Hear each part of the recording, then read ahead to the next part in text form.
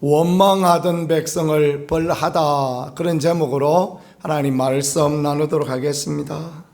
하나님께서 하나님의 백성을 애굽에서 인도하여 내셨습니다.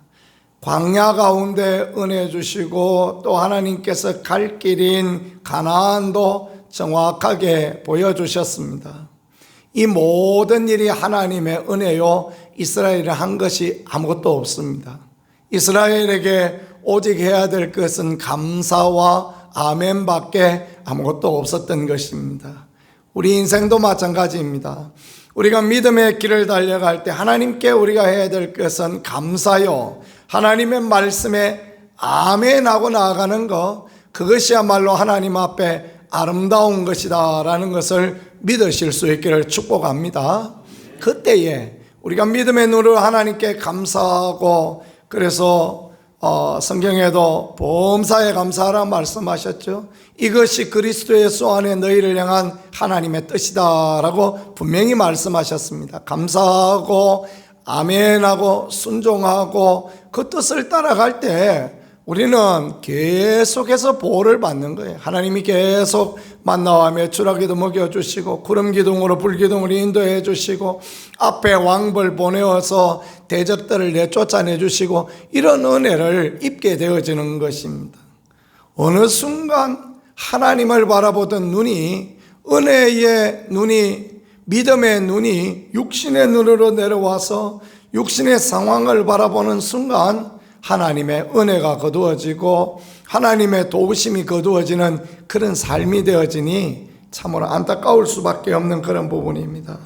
원망하는 백성들에 대하여서 하나님이 어떻게 하시겠느냐. 27절에 나를 원망하는 이 악한 회중에게 내가 어느 때까지 참으랴, 그렇게 말씀하십니다. 하나님이 참지 않으시겠다 말씀합니다. 하나님은 언제나 오래 참으시는 하나님 아니십니까? 그래서 하나님은 사랑이시다 요한일서는 말씀하고 고린도전서 13장에는 그 사랑이신 하나님의 사랑은 언제나 오래 참고 거기서부터 시작되어지죠. 그런데 하나님이 참지 않으시겠다 말씀합니다. 잘 참으시는 하나님께서 참지 않으시겠다, 은혜를 끊임없이 베풀어 주셨습니다.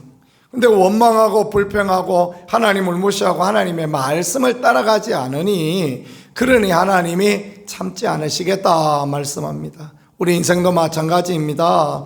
하나님이 우리에 대하여 참지 아니하시고 징벌하실 때는 우리가 하나님의 뜻을 따라가지 아니하고 우리가 하나님의 은혜에 감사치 아니하고 하나님의 도우심을 바라보지 않을 때 그때 그렇게 되어질 수밖에 없는 것입니다. 그래서 우리가 늘 감사하고 늘 하나님 바라보고 또 마땅히 행할 것이 어떤 것인가라는 것을 하나님께 여쭙고 그런 믿음의 선한 싸움을 싸워가는 게 귀합니다.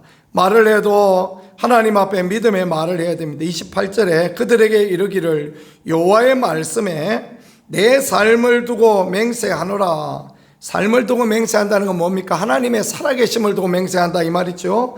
내 귀에 들린 대로, 너희 말이 내 귀에 들린 대로 내가 너희에게 행하리니, 그렇게 말씀합니다. 믿음의 말을 하면 그대로 하나님께서 믿음의 복을 주시고, 믿음 없는 말을 하면 믿음 없는 그대로 행하시겠다.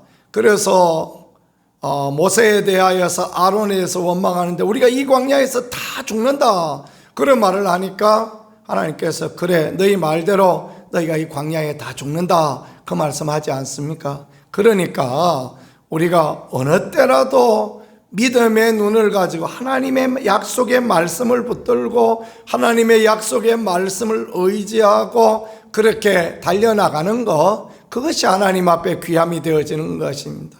그래서 목사도 필요하고 그래서 믿음의 연배에 있는 사람들도 필요하고 그런 것이죠.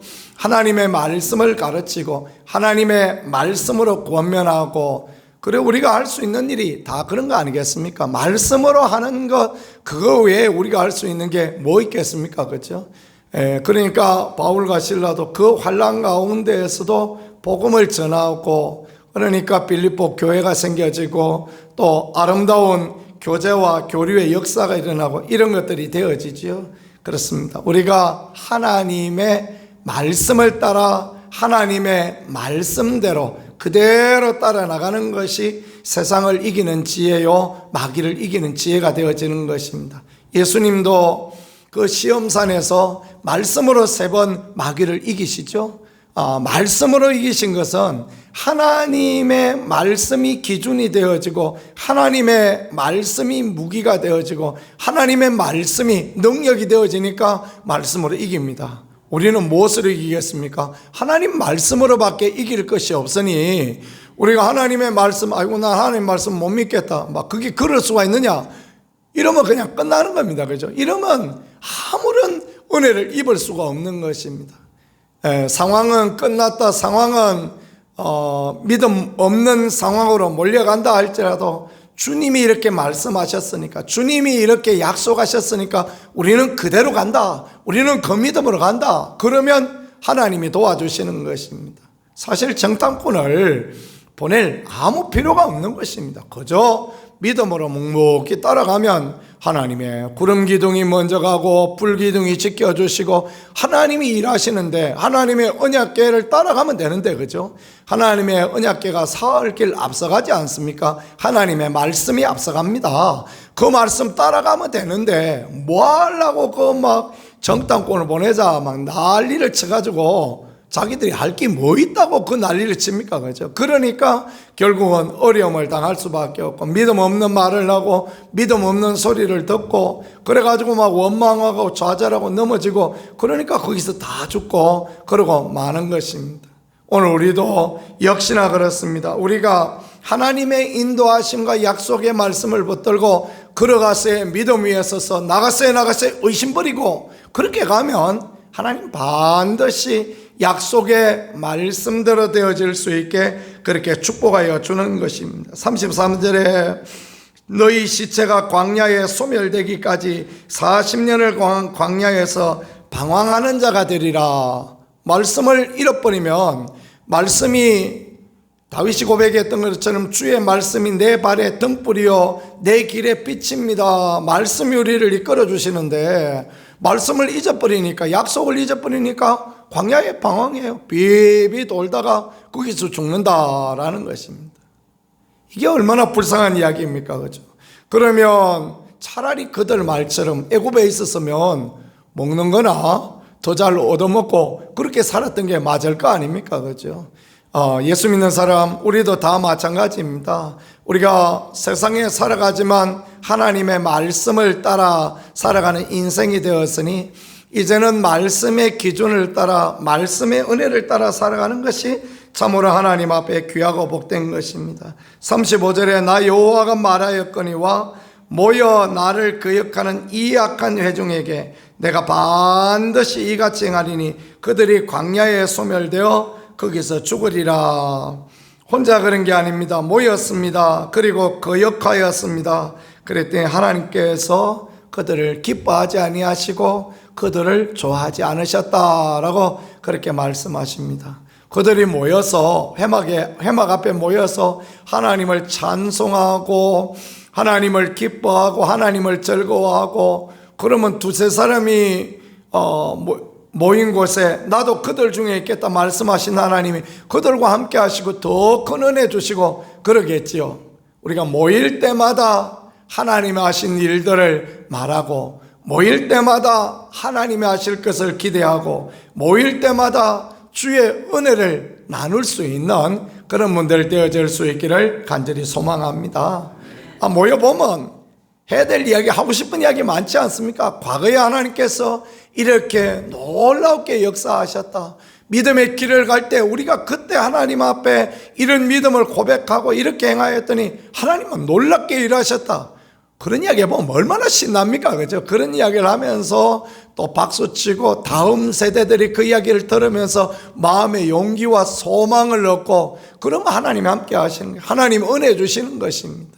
그래서 막 그런 사람들 중에 간정도 하게 하고 그러면서 우리가 같이 그렇게 따라가기도 하고 그럴 때 하나님의 은혜가 하나님의 교회 가운데 있는 것입니다. 38절에 그 땅을 정탐하러 갔던 사람들 중에서 오직 눈의 아들 여호수아와 여분네 아들 갈렙은 생존하니라. 정탐하러 갔던 나머지 악평한 사람 전부 죽었어요. 자기 말한 대로 전부 그대로 죽는 겁니다. 그런데 믿음의 말을 했던 요하수와 갈렙은 하나님께서 살려주십니다. 믿음의 말해야 사는 거예요. 믿음의 말하면 하나님하고 방향성이 같으면 코드 이야기하죠. 그죠? 하나님하고 코드가 같으면 그러면 되는 것입니다. 국방부 장관 지내셨던 신원식이라는 장관 나오셔서 국회 대정부 질문하는 것을 제가 좀 보았는데요. 참 군인 출신답다, 그런 생각을 하게 되어졌습니다. 야당의 모 김땡땡이라는 의원은 포스타 대장 출신이었습니다. 근데 무슨 그 사람은 국회에 나와서 대정부 질문하는 거 보니까 저 사람은 북한군 장군 했나, 어째 저런 소리를 하나 싶을 만큼 그러더라고요. 그런데 별 2개밖에 못 달았지만 신원식 장관이라는 분은 나와서 얘기하는 거 보니까 얼마나 그 나라 사랑, 그 나라를 향한 정말 군인의 그 기강과 그 기세를 갖고 있는 그런 부분, 정말 꿋꿋하고, 지금 국방부 장관 하시는 분도 보니까 그렇습니다. 아주 분명하고 국회에 나와서 전혀 국회의원들한테 꿀리지 않고 그런 모습을 보면서 참 좋은 인사를 했다, 그런 생각을 갖게 되어졌습니다. 국방부 차관 하시는 분도 그렇더라고요. 차관 하시는 분도 딱 나와서 꼿꼿하니 야당 의사들이 소리를 지르고 여기저기서 난리를 치니까 왜 소리를 지르냐고 오히려 와서 나무래고 하는 모습을 보면서 그렇게들 말씀들 하시면 이 나라 군인들의 기강이 어떻게 되겠느냐, 이 나라 군인들의 그 사기는 어떻게 되겠느냐, 그러면서 이야기하시는 모습을 보니까요, 너무 든든하고 귀하다 생각이 되어집니다.